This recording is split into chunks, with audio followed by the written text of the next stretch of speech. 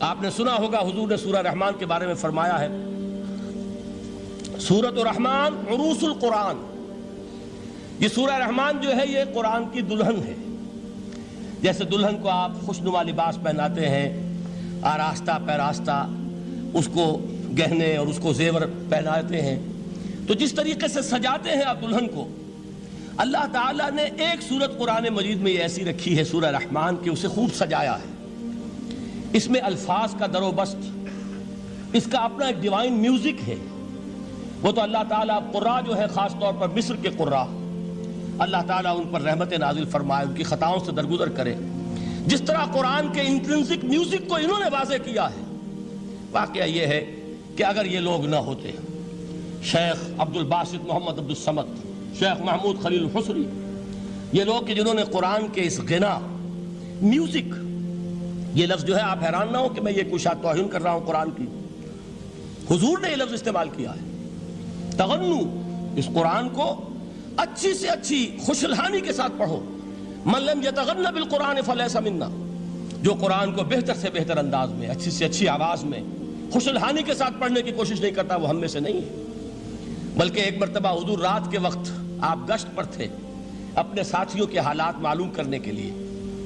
حضرت ابو موسیٰ اشعری رضی اللہ تعالیٰ عنہ ایک صحابی ہیں، ان کے گھر کے پاس سے گزر ہوا، وہ رات کو تہجد پڑھ رہے تھے، کھڑے ہوئے کیف کے عالم میں قرآن تلاوت کر رہے ہیں۔ حضور کو بہت پسند آئی ان کی قرات، کافی دیر تک وہاں کھڑے سنتے رہے۔ اب انہیں کیا پتا کون سن رہا ہے۔ بالکل اسی طرح سمجھ لیجئے ایک بات یاد آئی ہے، حضور فرماتے ہیں کہ جس طرح کان لگا کر اللہ قرآن کو سنتا ہے، کسی چیز کو نہیں سنتا۔ ہمیں نظر نہیں آتا نا، ہمیں معلوم نہیں، ہم قرآن پڑھ رہے ہیں تو سننے والا کون ہے؟ سب سے زیادہ کان لگا کر خود اللہ۔ یہاں اس لیے مجھے یاد آیا کہ ابو موسیٰ اشعری کو کیا پتا تھا کہ کون سن رہا ہے۔ وہ اپنی کیفیت میں نماز میں تہجد میں قرآن کی تلاوت کر رہے تھے، اور ظاہر بات ہے ان کے گھر ایکڑوں میں بنے ہوئے نہیں تھے، ایک ایک کمرہ، ایک ایک کوئی حجرہ، ایسے ہی تو گھر تھے نا صحابہ کے۔ لہذا حضور پاس سے گزرے، آواز آئی، کافی دیر سنتے رہے۔ اس کے بعد آپ تشریف لے گئے، صبح فجر میں ملاقات ہوئی تو حضور نے تحسین کے انداز میں فرمایا، یا ابا موسیٰ انک قد اوتیت مزمارا من مزامیر آل داؤد، اے ابو موسیٰ تمہیں تو آل داؤد کے سازوں میں سے ایک ساز اللہ نے عطا فرما دیا ہے۔ جس طرح حضرت داؤد، لہن داؤدی مشہور ہے کہ جب وہ پچھلے پہر رات کو حمد کے ترانے الاپتے تھے، قرآن میں ہے کہ پرندے شامل ہو جاتے تھے ساتھ، اور پہاڑ وجد میں آتے تھے، پہاڑ بھی ان کے ساتھ شریک ہوتے تھے۔ تو جس طرح کا اللہ نے ان کو لہن عطا فرمایا تھا، حضور نے تحسین کے انداز میں فرمایا، ہے ابو موسیٰ اشعری، اللہ نے تمہیں بھی آل داؤد کے سازوں میں سے ایک ساز عطا فرمایا۔ بہرحال قرآن مجید کا جو یہ میوزک ہے، قرآن کے الفاظ کا جو حسن ہے، جہاں تک حسن معنوی ہے وہ تو ہر لفظ میں ہے، لیکن یہ حسن ظاہری، حسن صوتی، حسن لفظی، یہ اپنے کلائمیکس پر آپ کو نظر آئے گا سورہ رحمان میں۔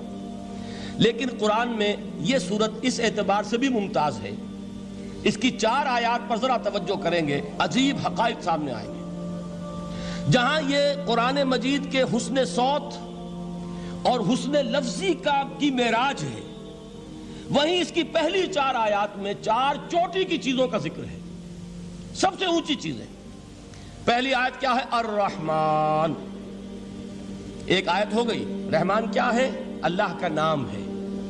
کبھی آپ نے غور کیا اللہ کے ناموں میں سب سے پیارا نام کون سا ہوگا؟ رحمان۔ کیوں؟ اس کا مادہ کیا ہے؟ رحمت۔ ہمیں سب سے بڑھ کر جس چیز کی ضرورت ہے وہ کیا ہے؟ رحمت خداوندی۔ نام اچھی طرح سن لیجئے اس حضور کے قول کو۔